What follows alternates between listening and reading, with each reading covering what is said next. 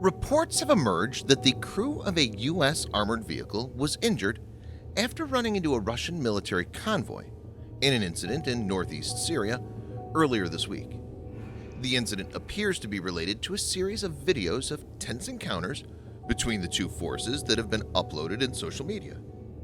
According to different American media sources, quoting unnamed U.S. officials, the incident occurred when a Russian vehicle collided with one of its American counterparts, resulting in 4 U.S. soldiers sustaining concussion-like injuries. The action by Russia looks like a deliberate one. Though it's unclear, it seems that American Max Pro mine-resistant ambush-protected MRAP appears to be involved in the collision with a Russian Typhoon K armored truck. National Security Council spokesperson John Ulyett said the incident occurred around 10 a.m. Syria time on Tuesday, when a routine security patrol encountered Russian troops near Derik in northeast Syria. Ulyett condemned the Russian actions in a statement. Unsafe and unprofessional actions like this represent a breach of deconflicting protocols committed to by the United States and Russia in December 2019. This video is sponsored by the free-to-play military vehicle combat game War Thunder. We talk a lot about military vehicles on this channel, but what about trying them out for yourself? In War Thunder, you can choose from more than 1,200 playable vehicles from the 1930s to the 1990s and go to battle on more than 80 theaters of war. You can fly aircraft, helicopters, drive tanks, and command ships of all types and sizes, which have been carefully recreated from their real-world counterparts. It's available as a free download on PC, PlayStation 4, and Xbox One with cross-platform support. So grab your friends and give it a try.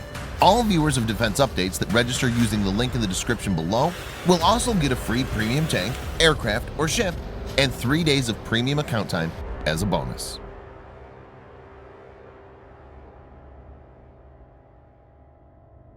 In a move to enhance the Indian Air Force's IAF surveillance capabilities, India is going to sign the long-pending deal to acquire 2 additional Israeli-made PHALCON airborne early warning and control systems (AWACS) aircraft from Israel. The deal, valued at around $1 billion presently, was derailed at least a couple of times in the past due to the high costs involved. The contract is for 2 AWACS with the Israeli PHALCON early warning radar system mounted on Russian Ilyushin-76 heavy-lift aircraft, which will be delivered in 3 to 4 years. The 2 new PHALCONs will add to the existing 3 PHALCON AWACS acquired by IAF between 2009 and 2011 under a $1.1 billion deal inked by India, Israel, and Russia in 2004. The new aircraft should be more advanced than the older ones. The PHALCONs are powerful eyes in the sky since they're equipped with a high-tech green pine radar system, which has a range of 500 kilometers or 310 miles.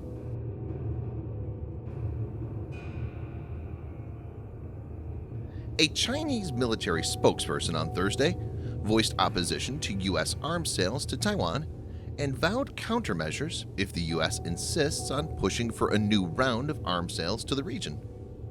Wu Chen, a spokesperson for the Ministry of National Defense, made the remarks at a press conference while responding to a question about a reported 10-year arms deal worth $62 billion announced by the U.S. Department of Defense. China views Taiwan as a breakaway province and wants to bring it to its fold in the future. Taiwan is currently a self-governed democracy. Though Taiwan has no formal diplomatic ties with the U.S., it remains an important ally. U.S. relations with Taiwan is governed by the Taiwan Relations Act. The Taiwan Relations Act neither confirms that the USA will intervene militarily if China invades Taiwan, nor does it relinquishes it, maintaining a strategic ambiguity. As per the Act, the United States will make available to Taiwan such defense articles and defense services in such quantity as may be necessary to enable Taiwan to maintain sufficient self-defense capabilities.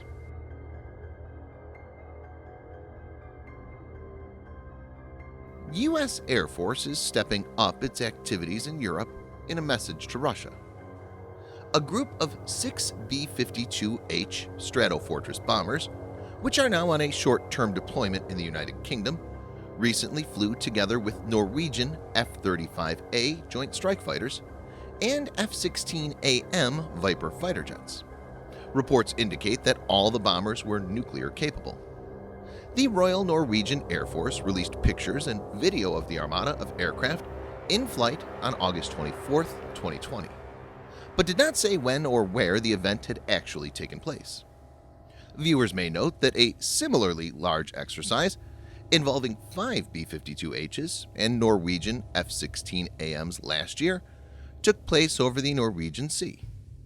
Norwegian Army Major General Erik Kristoffersen, the country's present Chief of Defense, said in a statement, "I am happy that our American friends chose to practice and train in our local areas.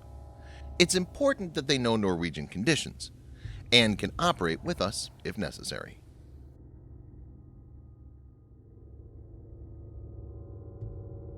India and Japan are set to share bases. The Acquisition and Cross-Servicing Agreement, or ACSA, commonly referred to as Mutual Logistics Services Pact, would permit the Indian Navy access to a Japanese base in Djibouti. The Japan Maritime Self-Defense Force, JSDF, would be permitted to use India's military installations in the Andaman and Nicobar Islands. Indo-Japanese defense ties have been growing over the past few years.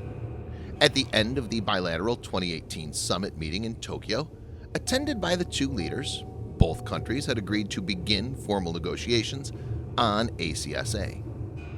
India has since long been keen to get a presence in Djibouti as part of its Indian Ocean outreach. Djibouti, wedged between the Gulf of Aden and the Red Sea, is a natural gatekeeper to a vital and extremely bustling sea lane. The base in Djibouti is the JSDF's first full-scale, long-term overseas base. Similarly, Andaman and Nicobar is critical for the Japanese Navy in the Bay of Bengal region. The ASCA is seen as a counter to Chinese expansion in the region.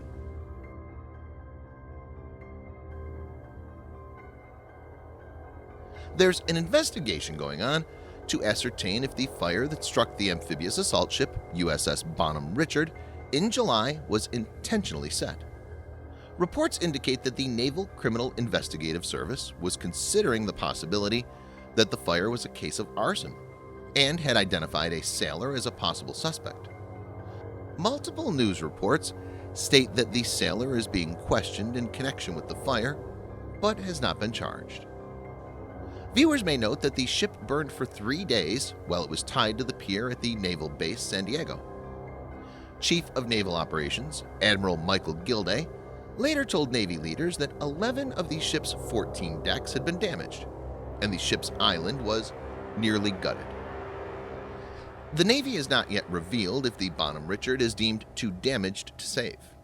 USS Bonham Richard, LHD-6, is a WASP-class amphibious assault ship of the United States Navy, commissioned in 1998 as the 6th ship of her class.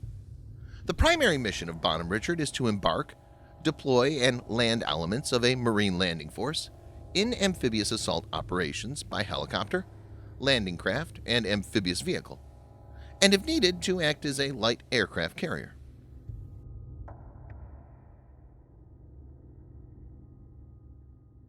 China has accused the U.S. of provocation after a U-2 spy plane appeared to have observed the Chinese military exercise.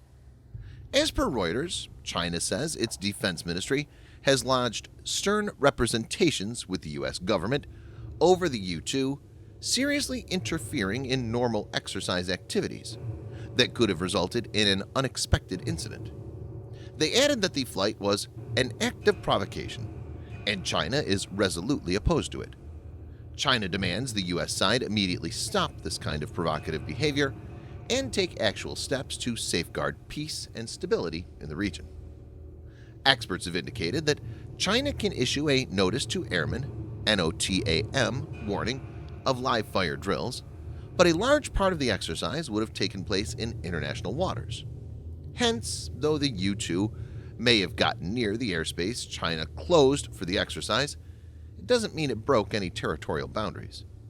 The U-2 can operate day and night at high altitude, 70,000 feet or 21,300 meters, and has all-weather intelligence gathering capability. Thanks for watching. Subscribe for more videos like this. Hit the like button if you find the video interesting, and kindly provide your feedback in the comment section. This will help us improve.